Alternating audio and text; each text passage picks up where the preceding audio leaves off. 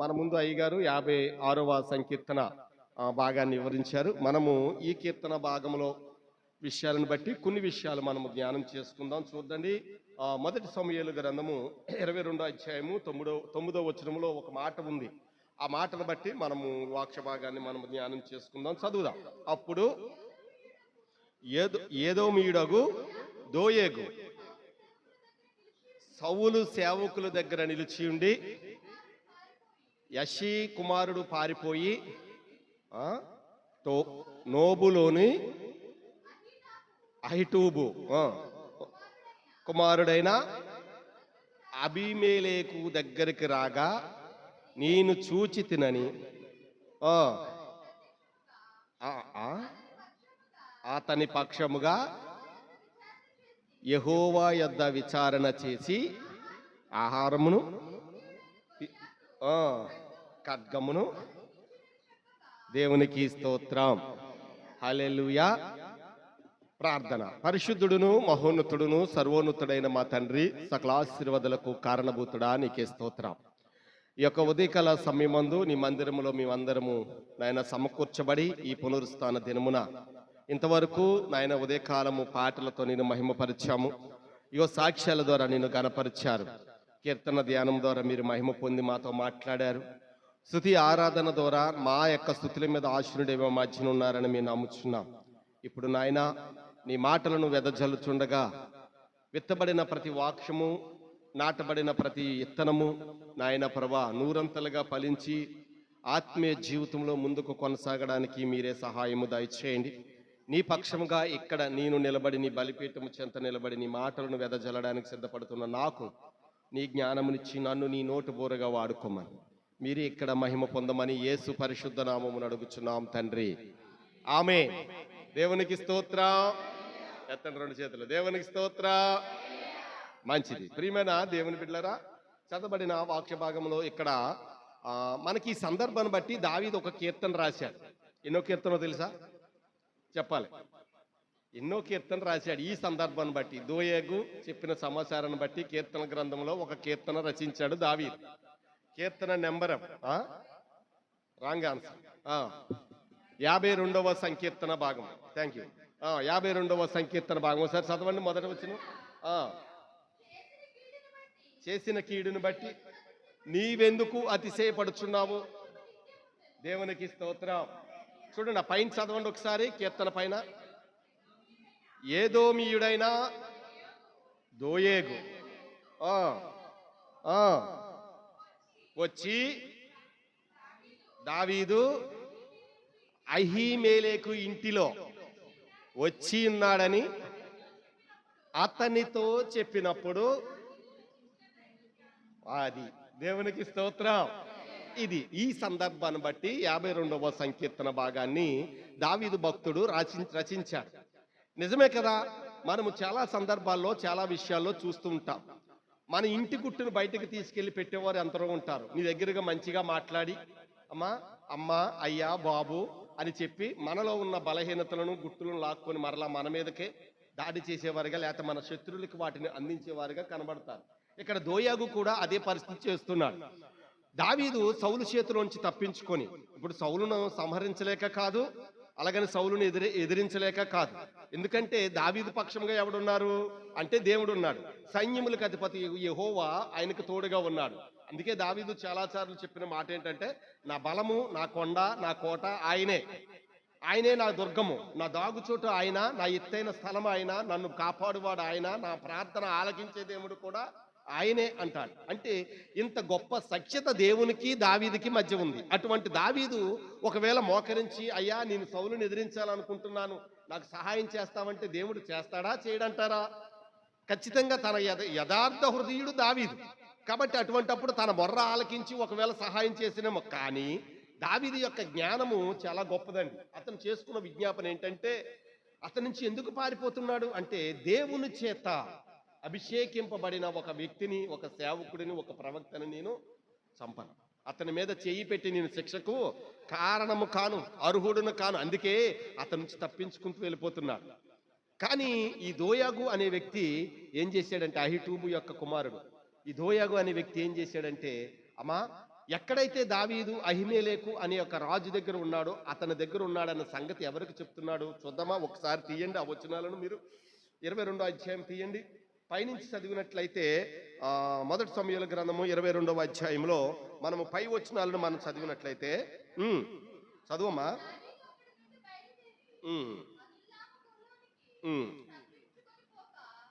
చూడండి అమ్మా వినండి. 7వ వచనం చదవండి.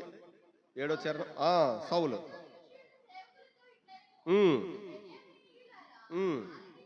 ఆలకించుడి, ఇచ్చిన మిమ్మును సహస్రాధిపతులుగా చేయినా మీరెందుకు నా మీద కుట్ర చేయుచున్నారు? నా కుమారుడు యసీ కుమారునితో నిబంధన చేసిన సంగతి మీలో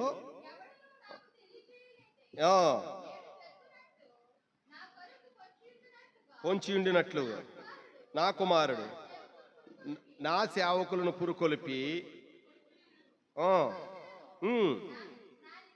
నా నిమిత్తము మీలో ఎవనికి చింత లేదే అని అన్నాడు. ఎవరు? సౌలు. అప్పుడు చెప్తున్నాడు. ఎవరు అంటే దోయగు, ఏదోమీయుడైన దోయగు చెప్తున్నాడు, దావీదు తప్పించుకొని ఫలానా చోట ఉన్నాడు అని. ఈ విషయాన్ని ఎప్పుడైతే చెప్పాడో దావీదుకి ఈ విషయం తెలిసింది. అందుకని అతడు మరలా అక్కడి నుంచి తప్పించుకోవడానికి ఇష్టపడ్డాడు. దేవునికి మహిమ కలుగును గాక. అందుకే ఈ విషయం తెలుసుకున్న దావీదు 52వ కీర్తనలో ఆ మాటను చెప్తున్నాడు. సూర్యుడా, నీవు చేసిన కీడును బట్టి నీవెందుకు అతిశయపడుతున్నావు? చాలా మంది అనుకుంటారు, మోసం చేసి నేను భలేగా మోసం చేశాను, ఇతన్ని చాలా చక్కగా మోసం చేయగలిగాను, నా చేతిలో మోసపోయాడు, ఎవరి చేతులు వీడు తెలివైనడు అంటాడు కదా అనుకుంటాడు. కానీ దేవుడు అనేవాడు ఒకడు ఉన్నాడు. ఎవరు తీసిన గోతులో వారే పడతారు. ఈ రోజు నీ దగ్గర కొంత ధనము మోసం చేసి గ్రహించవచ్చేమో కానీ, లేకపోతే నిన్ను మోసం చేసి ఏదైనా నీకు అవసరమైనది లేకపోతే నీకు అక్కరైనది దోచుకుని ఉండొచ్చేమో కానీ ఒకానొక దినమున మరలా అది ఎవరి మీదకి వస్తుందట? అవునా? వస్తుందా రాదా? ఖచ్చితంగా వస్తుంది. ఊరి మీదకి వస్తుంది. ఇప్పుడు సౌలు దేవునికి దూరం అవ్వడానికి కారణం దేవుడు కాదు. అవునా? దేవుడా కాదు. ఎవరు? అతడే. సౌలే కారణము. ఎందుకంటే వద్దు అన్నదాన్ని ఆజ్ఞాతిక్రమించి చేశాడు కాబట్టి అతన్ని దేవుని యొక్క ఆత్మ విడిచిపెట్టింది, సాతాను యొక్క ఆత్మ అతన్ని ప్రవేశించింది. దేవునికి స్తోత్రం. అంటే ఎవరు తీసిన గోతులో వారే పడతారు. ఒకరిని మోసం చేద్దామంటే మనమే మోసపోతాం, ఒకరిని ఇబ్బంది పెడదామంటే మనమే ఇబ్బందులు పాలవుతాం. చూడండి, ఒకరింట్లో మనం స్విచ్ పెట్టి వచ్చామంటే మన ఇంట్లో ఆ స్విచ్ను దేవుడు రేపుతాడా? రేపడా? ఖచ్చితంగా రేపుతాడు. నీకు బుద్ధి వచ్చినట్లు, నీకు శిక్షా విధి కలిగినట్లు, నువ్వు మరలా తేరుకొని దేవుని సన్నిధిలో మోకరించినట్లు చేస్తాడు. ఇక్కడ దోయగు ఏం చేస్తున్నాడో తెలుసా? సౌలుకు వర్తమానం అందించాడు. ఇదిగో పలానా చోట దావీదు ఉన్నాడు, అయితే అతనికి సహాయం చేసిన యాజకులైన వారందరినీ చంపేయి అని ఎవరికి ఇచ్చాడు అధికారు? సౌలు దోయగుకి ఇచ్చాడు. 55 మందిని యాజకులను చంపేస్తాడు అతను. ఎంతమందిని చంపేస్తాడండి? 55 చంపేస్తాడు. అటువంటి దోయగు లాగా చాలా మంది మనకు లోకంలో మనం దీన్ని మనం అన్వయించుకుంటే, అందుకే 52వ కీర్తనలో ఒక మాట చదవండి మీరు. చూడండి, వాడి లక్షణాలు ఎలా ఉంటాయంటే మోసం చేసేవాడు, హేళన చేసేవాడు, ఎగతాళి చేసేవాడు, ఎదుటి వారిని దుఃఖపరిచి ఆనందపడేవాడు. లక్షణాలు ఎలా ఉంటాయంటే వారి నాలుకని ఎలాగ ఉపయోగిస్తాడు చూడండి.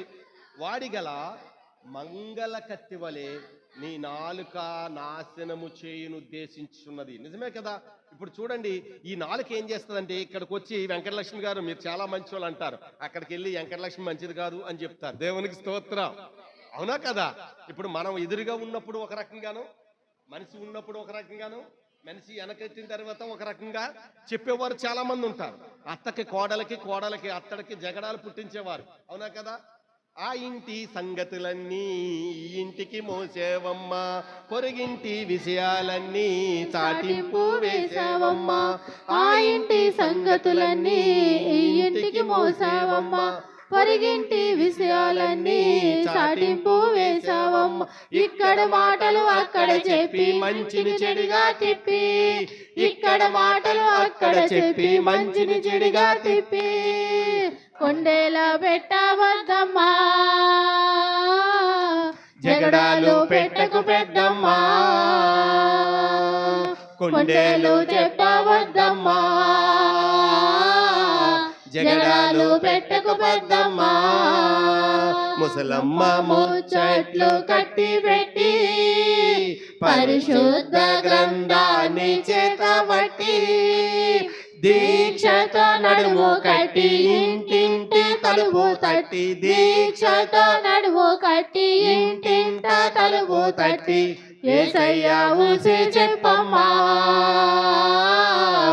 ఊరకనే ఉంటే తప్పమ్మా. దేవునికి స్తోత్రం. అవును కదా, చాలా మంది ఈ నాలుకను మనం చాలా రకాలుగా ఉపయోగించవచ్చు. దేవుని స్తుతించడానికి, ఆరాధించడానికి, ప్రార్థన చేయడానికి, ఎదుటివారి కొరకు కన్నీరు కార్చడానికి, ఎదుటి వారిని సంతోషపెట్టడానికి, వారిని ఆనందపరచడానికి కూడా ఉపయోగించవచ్చు. అలాగే గాయపరచడానికి, దూషించడానికి, తిట్టడానికి, వేదన కలుగు చేయడానికి, అబద్ధములాడడానికి కూడా ఈ నాలుకను ఉపయోగించు. అంటే ఉపయోగించే విధానాన్ని బట్టి ఉంటుంది. ఇప్పుడు ఒక మొబైల్ మనకుంది, మొబైల్ను మనం ఏ రకంగా ఉపయోగిస్తే అది ఆ రకంగా ఉపయోగపడతారు. నువ్వు కాల్ చేయడానికి, లేకపోతే ఎదుటివారి యోగక్షేమక్షేమం తెలుసుకోవడానికి అది ఉపయోగిస్తే అలాగే ఉపయోగపడుతుంది.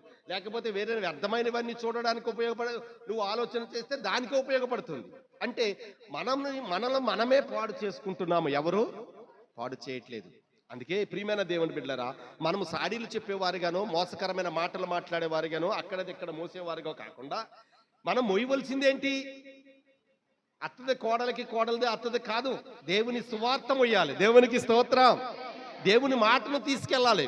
నువ్వు పొరుగింటికి వెళ్ళినప్పుడు, నీ బంధువుల ఇంటికి వెళ్ళినప్పుడు, నీ స్నేహితుల దగ్గరికి వెళ్ళినప్పుడు, లేకపోతే నీ సహోదరుడి ఇంట నువ్వు సంతోషంగా ఉన్నప్పుడు, లేకపోతే బలహీనుల దగ్గరికి వెళ్ళినప్పుడు, రోగులుగా ఉన్నవారి దగ్గరికి వెళ్ళినప్పుడు నువ్వు చేయవలసింది ఏంటో తెలుసా అమ్మా?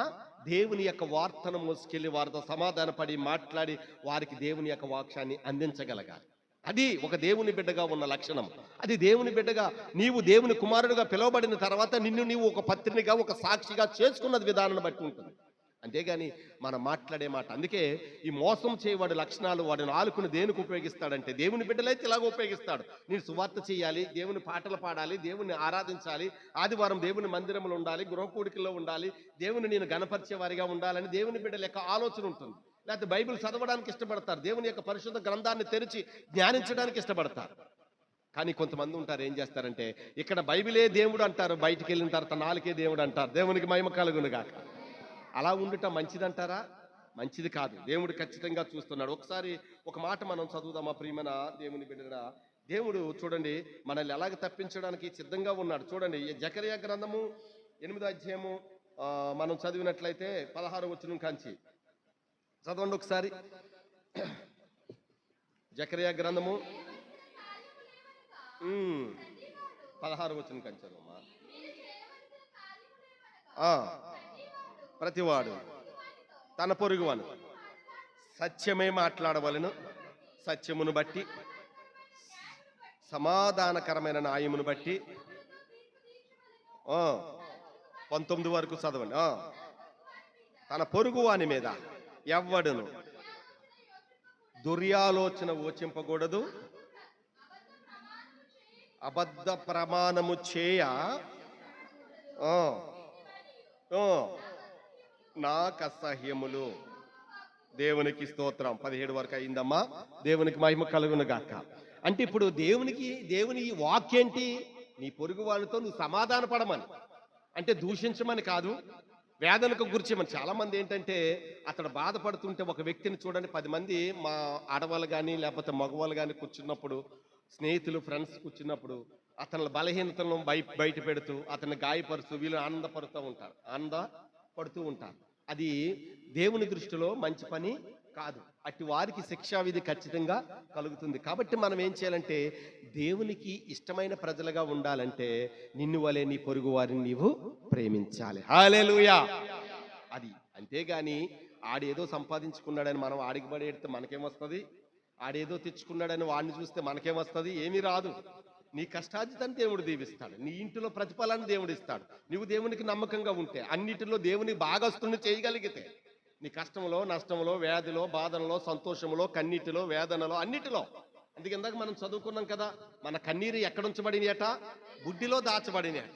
మరి మన కన్నీరు బుడ్డిలో దాచబడిందంటే అది ఏ బుడ్డిలో ఉంది? ఆ బుడ్డి ఎక్కడ ఉందంటే దేవుని సన్నిధిలో ఉంది. దేవునికి స్తోత్రం. నీ ప్రతి కన్నీటి బుట్టికి సమాధానం ఇవ్వగలిగిన సమర్థుడు యేసయ్య. హల్లెలూయా.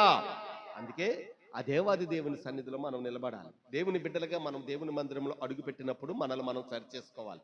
ఎక్కడైనా నేను అనకూడని మాటలు ఏమైనా అన్నానేమో, ఎవరికైనా చెప్పకూడని ఇక్కడ విషయాలు అక్కడికి తెలియచేసానా, లేకపోతే మధ్యలో నేనేమైనా ఎవరైనా దూషించగలిగానా అని ఒక ఆలోచన ఉంటే ఖచ్చితంగా మనము పశ్చాత్తాపడి దేవుని మందిరంలో నిలబడాలి. ఎందుకంటే దేవుని బిడ్డలుగా మనకు అది తగదు. మనము దేవుని బిడ్డలం, సర్వోన్నతమైన దేవుని కుమారులుగా పిలువబడుతున్నాము. సత్యవంతుడు, నీతిమంతుడు, అతి పరిశుద్ధుడు, అవునా కదమ్మా అమ్మా? ఉన్నతమైన దేవుడు, ఆకాశ మహాకాశములు పట్టజాలనంత విస్తారమైన దేవుడు మనకు దేవుడుగా ఉన్నాడు. అటువంటి దేవుని నామం మన ద్వారా ఏం చేయబడాలి? మహిమపరచబడాలి. కానీ అమ్మా, అందుకే దావీదు అక్కడ బాధపడుతున్నాడు. నీ కృప నా చెవుడ సూర్యుడా, నీవెందుకు అతిశయపడుతున్నావు? దేవుని కృప నిత్యము ఆయన కృప ఏముంటుందట? తోడేంటి కదా. నీ కృప నిత్యముండును, నీ కృప నిత్య జీవము, నీ కృప వివరింప నా తరమా యేసయ్యా. నీతిమంతుల గుడారాలలో వినబడుచున్నది రక్షణ సంగీత సునాదము. నీతిమంతుల గుడారాలలో వినబడుచున్నది రక్షణ సంగీత సునాదము. నీ కృప నిత్యముండును, నీ కృప నిత్య జీవము, నీ కృప వివరింప నా తరమా యేసయ్యా. ఉన్న పాటలకు విలువలు ఉన్నట్లే కృతజ్ఞతనిచ్చావు, కృపలో నిలిపావు. శృతి ఉన్న పాటలకు విలువలు ఉన్నట్లే కృతజ్ఞతనిచ్చావు, కృపలో నిలిపావు. కృంగిన వేళలో నన్ను లేవనెత్తిన చిరునామా నీవేగా. కృంగిన వేళలో నన్ను లేవనెత్తిన చిరునామా నీవేగా. నీ కృప నిత్యముండును, నీ కృప నిత్య జీవము, నీ కృప వివరింప నా తరమా యేసయ్యా. దేవునికి స్తోత్రం. అది ఆయన కృప నిత్యం ఉంటుంది.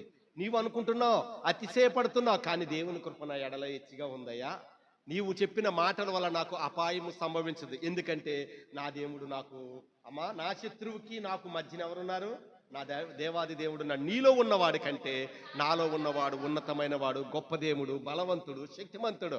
ఆయన ఉండగా నాకు దిగిలేలా. అందుకే దావీదు యొక్క నిశ్చయత, దావీదు బలం ఏంటంటే ఆయనే. దావీదు యొక్క అందుకే అంటాడు కదా, దావీదు ఏమంటాడు? నీ కృప నాకు చాలును. ఎందుకయ్యా నీవు అనుకుంటున్నావు నన్ను ఏదో బలహీనపరుస్తున్నాను, నీవు అనుకుంటున్నావు నన్ను ఏదో వెనక్కి నెట్టేవని నీవు అనుకుంటున్నావు, నా దగ్గర ఉన్నది నువ్వు దోచుకున్నావని నీవు అనుకుంటున్నావు. కానీ అంతకంటే రెట్టింపు దీవెన నాకు దేవుడు ఇస్తాడు. సాతాను యోబు దగ్గర ఉన్న సమస్తమును తీసుకున్నాడు లేదా? తన పిల్లలను, తన ఆస్తిని, తన ఆరోగ్యాన్ని, చివరికి శరీరాన్ని కూడా బలహీనపరిచిన స్థితిలో తీసుకున్నాడు. కానీ యోబు అంటాడు, దేవుడు నన్ను తీసుకునేవాడు ఆయనే, ఇచ్చేవాడు ఆయనే అన్న కదా. యెహోవా ఇచ్చును, యెహోవా తీసుకొనెను. ఖచ్చితంగా ఇస్తాడు. ఇచ్చేవాడు తీసుకోడా, తీసుకున్నవాడు ఇవ్వడా? నువ్వు ఇస్తున్నావు, కానీ దేవుడు అంతకంటే రెట్టింతల ఆశీర్వాదం నీకు దేవుడు ఇస్తాడు. యోబుని రెండంతలుగా ఆశీర్వదించాడు దేవుడు, అనుభవించాడు. యోబు నిశ్చిత ఏంటో తెలుసా? ఓ బావయ్య, నీకంటే నేను నమ్మినవాడు, నేను ఆరాధిస్తున్నవాడు, నేను సేవించినవాడు, నిత్యము నేను పూజిస్తున్న దేవుడు గొప్ప దేవుడు అని నిశ్చయిత కలిగి, నిబ్బరము కలిగి నిలబడ్డాడు. రెండంతలు దీవెన పొందుకున్నాడు. ఎవరో ఏదో అన్నారని ఆగిపోవద్దండి నా ప్రియమైన దేవుని బిడ్డలారా. ఇలాగే ఇటువంటి వారు మనకి ఎక్కడికి వెళ్ళినా తారసపడతారు. ఉండరంటారా? నువ్వు పని చేసే చోట, ఉద్యోగం చేసే చోట, వ్యాపారం చేసే చోట, ఎక్కడికి వెళ్ళినా వ్యతిరేకం అనేది మనకి సర్వసామాజ్యం. కానీ దేవుని కుమార్తెగా, కుమారుడిగా నీ తలను నీవు వారిని దేవునికి అప్పగించగలిగితే దేవుడే వారిని సమాధానపరుస్తాడు. హల్లెలూయా. అందుకే దోయాగు వంటి జీవితం మనకొద్దు, దోయాగు వంటి మనస్సు మనకొద్దు. దావీదు తప్పు చేయలేదు. తప్పు చేశాడంటారా? దావీదు ఏ పాపము చేయలేదు. కానీ ఏం చేశాడు? ఒక రకంగా చెప్పాలంటే సౌలుకు మేలే చేశాడు. ఆ యొక్క గొలియాతు 40 దినాలు వీరిని దూషించినప్పుడు ఎవరు అతని దగ్గరికి వెళ్ళడానికి సాహసం చేయలేక ఇజ్రాయేల్ సైన్యం అంతా ఒక పక్కన నిలబడి ఉండిపోయినప్పుడు దావీదు నిలబడ్డాడు. ఒక సున్నతి లేని ఫిలిస్తీయుడు ఏపాటివాడు, జీవము కలిగిన దేవుని బిడ్డలను ఎదిరించడానికి సున్నతి లేని ఈ ఫిలిస్తీయుడు ఏపాటివాడని రోషము కలిగి నిలబడ్డాడు. దేవుని నామముల ముందుగాడు. కత్తి వాడలేదండి, సుత్తి వాడలేదు, లేకపోతే బల్లి వాడలేదు, ఈటి వాడలేదు, వెళ్ళాడు, సరిగ్గా ఎదిరిగి నిలబడ్డాడు. దేవునికి మహిమ కలుగును గాక.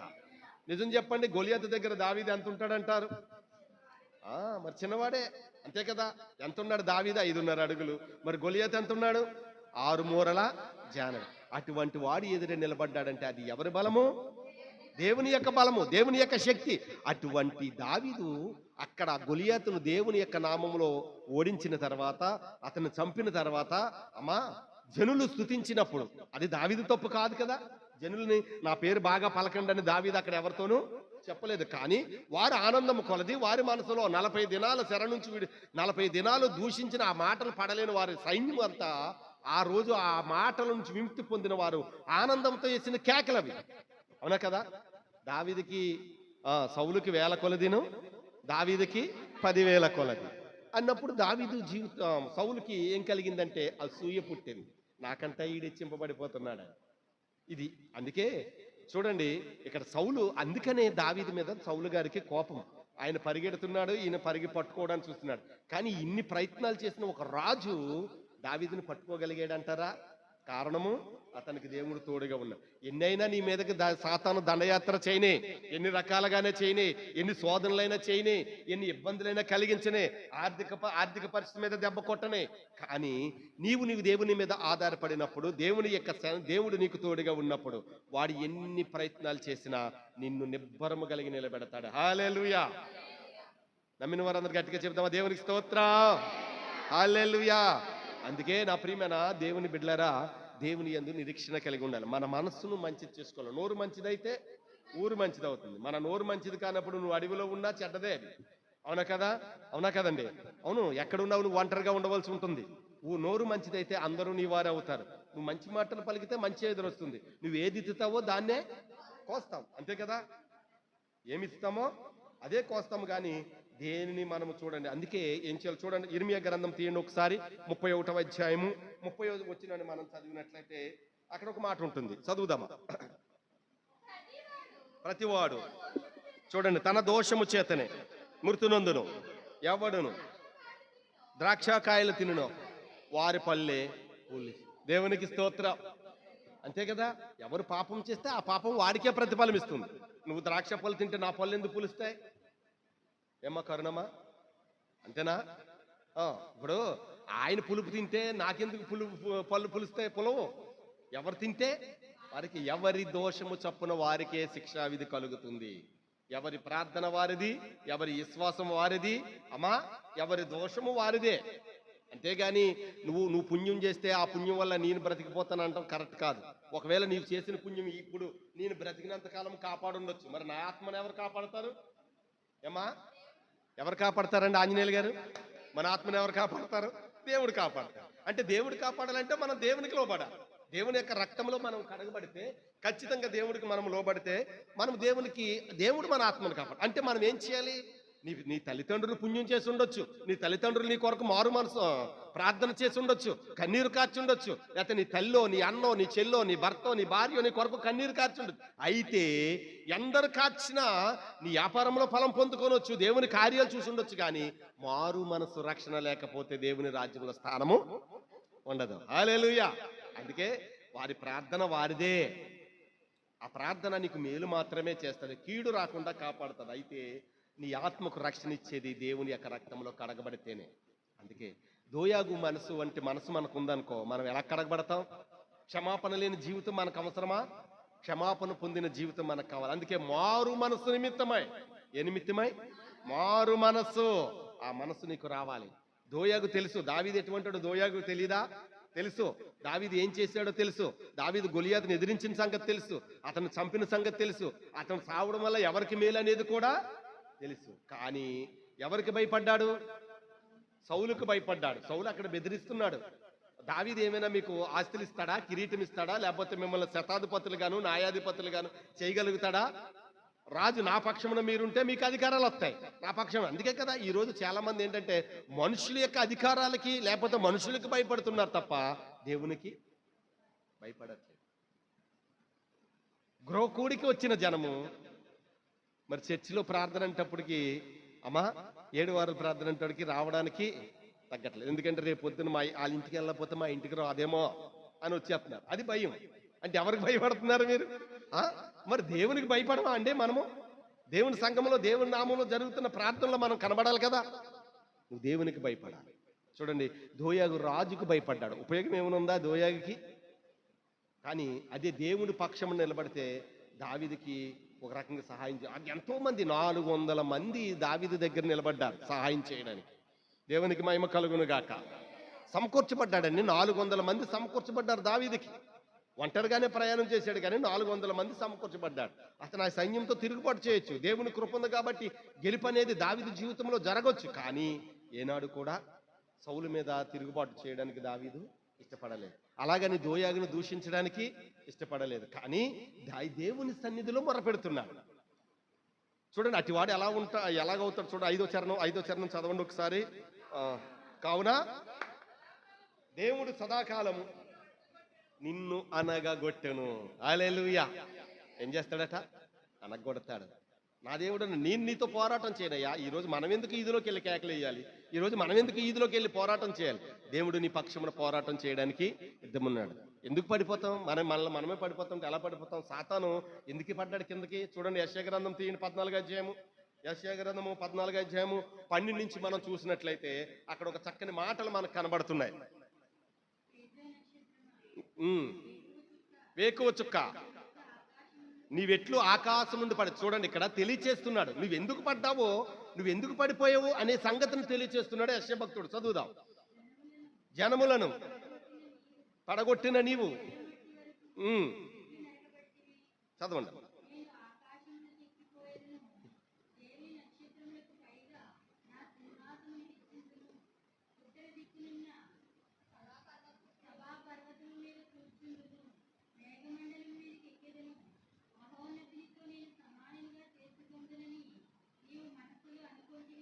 అవును, అది ఎందుకు పడిపోయాడు సాతాను? తన్ను తాను హెచ్చించుకున్నాడు అక్కడ. అవునా కదా? ఇప్పుడు రాజు దగ్గర హెచ్చు కొరకు ఏం చెప్పాడు? ఫలానా చోట దావీదు ఉన్నాడని చెప్పేశాడు దోయాగు. కానీ దావీదు మాత్రము దేవుని దగ్గర ప్రార్థన చేస్తున్నాడు. నీవు ఆత్మీయ జీవితంలో పడిపోతున్నావంటే అది దేవుని తప్పు కాదు. నువ్వు నడుస్తూ నీ జీవితాన్ని, నువ్వు ఆత్మీయ జీవితాన్ని కోల్పోతున్నావంటే అది దేవుని తప్పు కాదు. మనదే. మనము చేసిన పాపములు, మనము చేసిన దోషక్రియలు, అనుకోకుండా మాట్లాడడము, తెలిసి కూడా పాపపు క్రియలో తలంచడము, వెళ్ళకూడని చోటకి వెళ్ళడము, మాట్లాడకూడదు మాట్లాడడము, చేయొద్దనేది చేయడము, తినొద్దనేది తినడం, ఇలాగ మన ద్వారా మనము చేసిన వాటిని ఆత్మీయ జీవితంలో కోల్పోతాం. ఈ సాతాను చక్కగా దేవుని సన్నిధిలో నిలబడి, ఆ పరలోక రాజ్యంలో నిలబడి, ఆ సింహాసనం మీద నిలబడి, ఆ సంగీతానికి అందరికీ పెద్దలుగా ఉండి చక్కగా సువార్త చేసేవాడు. దేవునికి స్తుతియాగం చెల్లించేవాడు. అటువంటి వాడు ఈ కిందకి ఎందుకు పడిపోయాడు అంటే తన్ను తానే వీళ్ళందరికంటే మహోన్నతుని యొక్క సింహాసనం చివరి వచనంలో ఉంది కదా, మహోన్నతునితో నన్ను అని నీవు అనుకున్నావు. అందుకే ఎదుటివారితో మనకి ఎందుకండి పోలిక? వాడికి అధికారం వచ్చింది, మనకు రాలేదంటే మనకు ఎందుకు రాదు? మనకు రాదు, మనం ధైర్యం చేయలేము. వాడు ఏదో ధైర్యం కలిగి వ్యాపారం చేసి ముందుకెళ్తున్నాడు. వాడు ధైర్యంగా వెళ్ళాడు కాబట్టి ఎదరికి వెళ్తున్నాడు. చూడండి, రిస్క్ లేనిదే ఏది జరగదు. నువ్వు ధైర్యం చేసి అడుగు వేస్తేనే అది ప్రతిఫలం ఇస్తుంది. అంతేగాని అయ్య బాబు దాన్ని చూడగానే భయపడి ఆగిపోతే ఎక్కడికి వెళ్తాం? భయపడిన వాడు అన్నాడు అభివృద్ధి చెందాడు, నిలబడా. అందుకే మనల్ని మనమే పతనం. దోయాగు జీవితాన్ని దోయాగే పతనం. అటువంటి మనసు అంటే దోయాగు యొక్క మనసు మన జీవితాల్లో ఉండకూడదు. అటువంటి వాడు ఎలా ఉంటాడంటే మంగళ కత్తిలాగా తన నాలుకను వాడతాడు. మేలు చేయట కంటే కీడు చేయడానికి ఎక్కువగా మనస్సును పెడతాడు. అందుకే మనం ఏం చేయాలంటే శుభ్రంగా జాగ్రత్తగా దేవుని యొక్క సన్నిధిలో ముందుకు కొనసాగాలి. దేవుడే మనల్ని ఆశీర్వదిస్తాడు, దేవుడే మనల్ని కాపాడతాడు. ఎదుటివారిని, లోకాన్ని నువ్వు చూడొద్దు. లోకాన్ని చూస్తే లోకం మనల్ని భయపెడుతుంది, లోకం మన ఆత్మీయ జీవితాన్ని సల్లారు చేస్తుంది. అందుకే లోకం వైపు కాకుండా దేవుని వైపు చూడండి. అందుకు ఒక చక్కని పాట ఉంది. దుర్దినములు రాకముందే, సర్వం కోల్పోకముందే, అంధత్వం కమ్మకముందే, ఉగ్రత దిగి రాకముందే, అంధత్వం కమ్మకముందే, ఉగ్రత దిగి రాకముందే, స్మరించు రక్షకుని అనుకూల సమయమున, చేర్చుకో యేసుని ఆలస్యం చేయక, స్మరించు రక్షకుని అనుకూల సమయమున చేర్చుకో యేసుని ఆలస్యం చేయక. దుర్దినములు రాకముందే సర్వం కోల్పోకముందే అంధత్వం కమ్మకముందే ఉగ్రత దిగి రాకముందే అంధత్వం కమ్మకముందే అతని దిగి రాకముందే సాగిపోయినా నీడ వంటి జీవితం అల్పమైనది నీటి బుడగ వంటిది. సాగిపోయినా నీడ వంటి జీవితం అల్పమైనది నీటి బుడగ వంటిది. తెరసి ఉంది తీర్పు ద్వారం మార్పు లేని వారి కోసం. తెరచి ఉంది తీర్పు ద్వారం మార్పు లేని వారి కోసం. పాతాళ వేదనలు తప్పించుకొనలేవు ఆ ఘోర బాధలు వర్ణింపజాలవు. పాతాళ వేదనలు తప్పించుకొనలేవు ఆ ఘోర బాధలు వర్ణింపజాలవు.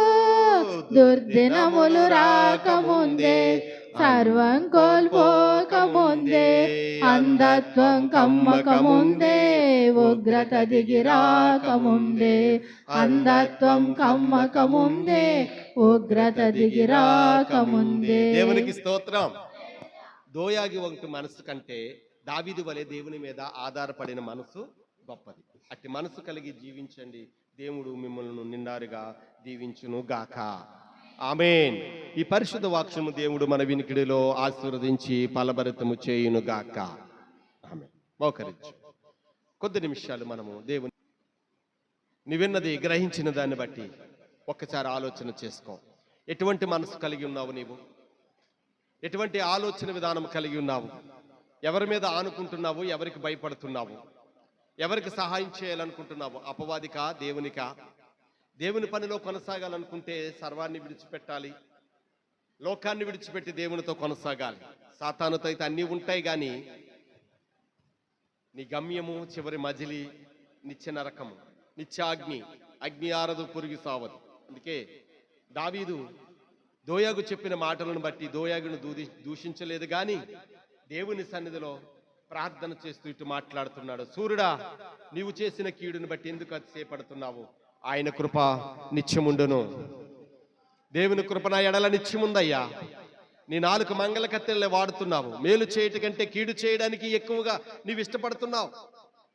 అక్కడ మాటలు ఇక్కడ మాటలు అక్కడ చెప్పడానికి ఇష్టపడుతున్నావు, కానీ నీ ఒక దినమున నా దేవుడు నిన్ను బాగుగా కొడతాడు, నిన్ను అనగద్రొక్కుతాడు. నా దేవుడు గొప్పవాడు. నా దేవుడిని నేను స్తుతిస్తాను. నా దేవుడిని నేను ఆరాధించుకుంటాను.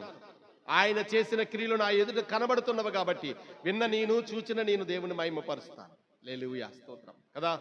మరి సాతాను ఎన్నో మార్లు నీ జీవితంలో ప్రవేశించి నిన్ను బలహీనపరచాలని, నిన్ను వెనక్కి తిప్పాలని, నీ యొక్క ఆత్మీయ యాత్రను ఆటంకపరచాలని చూసి ఉండొచ్చు.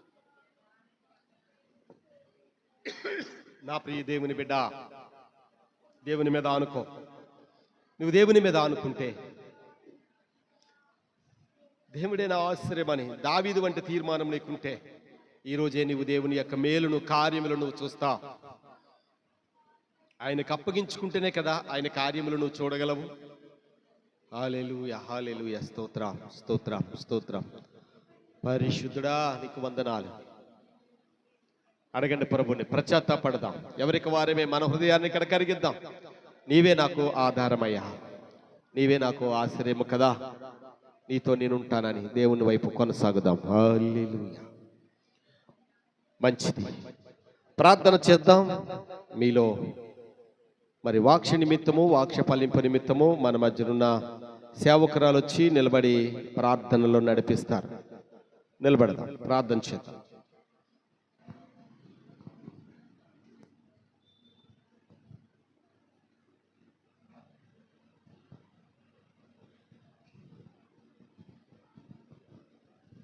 స్తుతి స్తుతి స్తుతి స్తుతి స్తుతి స్తుతి స్తుతి స్తుతి స్తుతి స్తుతి స్తుతి స్తుతి స్తోత్రం తండ్రి, స్తోత్రం తండ్రి, స్తోత్రం తండ్రి, స్తోత్రం తండ్రి, స్తోత్రం తండ్రి, స్తోత్రం తండ్రి, స్తోత్రం తండ్రి, స్తోత్రం తండ్రి, స్తోత్రం తండ్రి. మహోన్నతుడ, మహోగణుడ, పరిశుద్ధుడు, పరిశుద్ధుడు, పరిశుద్ధుడని నిత్య వేల దోతులతో కొనియాడబడుచున్న నా దైవమా, నిన్న నేడు నిరంతరమే ఏకరీతిగా ఉన్న తండ్రి.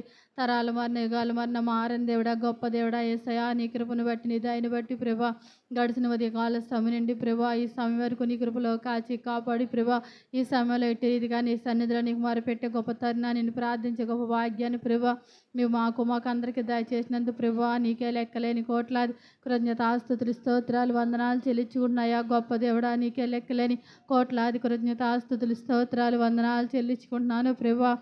నా ఈ సమయంలో ప్రభా, మీ దాసులు నిలబెట్టుకుని దాసులు ఎడంత ఆత్మశక్తి అభిషేకించి ప్రభా, మీ దాసుల ముఖాంతరంలో మీరు నాతో మాత్రం మీ వాక్యం ధర తేటగా సూటిగా మాట్లాడి ఉన్నారు కదా ప్రభా. వాక్యం వినటి వల్ల విశ్వాసం కలుగుతుందని సెలవిచ్చి ఉన్నావు కదా ప్రభా. మీ వాక్యం వాళ్ళు బ్రతికించేది, బాధల్లో నేనేసా మాకు నెమ్మదినిచ్చేది కదా ప్రభా, ఆదరణ కలిగించేది నీదే కదా నైనా. నీ వాక్యం ద్వారా మేము ఆదార్చబడతాం కనుక నైనా, వాక్యం విన్నాం కనుక ప్రతి ఒక్కరిని కూడా స్వాధ్యతలు స్థిరపరచండి, బలపరచండి ప్రభా. నీ వాక్యం ప్రతి ఒక్కరిలో 30 వంతులు 60 వంతులు 100 వంతులు మీరు ఫలింపదాయి చేయండి ప్రభా. అవును ప్రభా, నాలోను మాలోను కూడా ప్రభా దోయాగు వంటి మనసు ఉందేమో జ్ఞాపకం చేసుకోండి ప్రభా. ఒకరు కీడు చేసేవారుగా కాదు కానీ ప్రభా, మేము కీడు విత్తితే ప్రభా, ఆ కీడునే ప్రతిఫలంగా పొందుకుంటామని మాట్లాడి ఉన్నావు కనుక ప్రభా, ప్రతి ఒక్కరు కూడా అయ్యా కీడు చేయటం మాని మేలు చేసే హృదయాలు ప్రతి ఒక్కరికి దయచేయండి. వాక్యం ద్వారా తండ్రి మమ్మల్ని మేము నన్ను సరి చేసుకుని సుప్రభా, నీకు ఇష్టపూర్వకంగా నీకు ఇంపైన వారిగా జీవించినట్లు నీ సహాయం దయచేయండి ప్రభా. నాయనా, నీ సన్నిధిలో పశ్చాత్తాడు ప్రార్థించే జీవితాలు దయచేయండియా. ఎంత ఘోర పాపులను త్రోసివేసే దేవుడు కాదు కదా ప్రభా. మా పితరులు అయితే మా కళ్ళెదుట ఉంచి నీ వాక్యం ద్వారా మాట్లాడి విన్నావు కనుక ప్రభా, కీడు చేసినప్పుడు ప్రభా, మేము గర్వించినప్పుడు ప్రభా, ఒకరి మీద అనేసా అసూయ పడినప్పుడు ప్రభా, ప్రతిదీ మేము అనేసా ఈడిని శాపాన్ని పొందుకుంటామని అనేసా. అదైతే నీ వాక్యం స్పష్టంగా మాతో మాట్లాడి ఉంది కనుక అటువంటి జీవితాలు, అటువంటి ప్రవర్తన నాలో మాలో ఉంటే తీసివేసి ప్రభా, ప్రతి ఒక్కరిని కూడా నీతిమంతులుగా, నిందారహితులుగా, నిర్దోషులుగా తీర్చొద్దామని అడుగుచున్నానయ్యా. నీ దృష్టి ఎదుట ప్రభా యేసయ్యా, నిన్ను ఎదుర్కొనే జీవితాలు నాకు మాకు దయచేయండి ప్రభా. అయ్యా, దావీదైతే ప్రభా ఇన్ని కష్టాలు వచ్చినప్పటికీ, ఎంత శత్రువు ఎదురు చుట్టుముట్టినప్పటికీ కూడా ప్రభా, నీ అందునైనా యేసే ఆధారపడి జీవించినప్పుడైనా సమస్త కీడుల నుంచి నువ్వు రక్షించి ఆపదలన్నింటి నుంచి విడుదల ఇచ్చి ఉన్నావు కదా ప్రభా. శత్రువు మీద జయమిచ్చి ఉన్నావు కదా ప్రభా. పశ్చాత్తాపడిన నీ సన్నిధిలో పాప విషయంలో ఒప్పుకున్నప్పుడు కూడా ప్రభా క్షమించి ఉన్నావు కదా ప్రభా యేసయ్యా. అటు జీవితాలు నాకు మాకు దయచేయండి ప్రభా. నీ వాక్యం మాకైతే చెడేదో మేలేదో 2 విధాలుగా పలికినప్పుడు ప్రభా, చెడుని విడిచిపెట్టుకొని మంచిని వెంటాడే వారికి ఉంచండి. నీ వాక్యాన్ని వెంటాడి దాన్ని వెతికే వారికి నన్ను మమ్మల్ని బలపరచండి, స్థిరపరచండి ప్రభా. నాయన, నీ జుంటితేనే దారుల కంటే నీ మధురమైన నా మాటలు నాతో మాట్లాడినప్పుడు అయ్యా, అవి నీ దృష్టికి తండ్రి యేసయ్యా ఎంతో మేలైన మాటలు నాతో మాట్లాడి ఉన్నావు కనుక నేను ఆ మేలుకరమైన జీవితాలు నాకు మాకు దయచేయండి ప్రభా.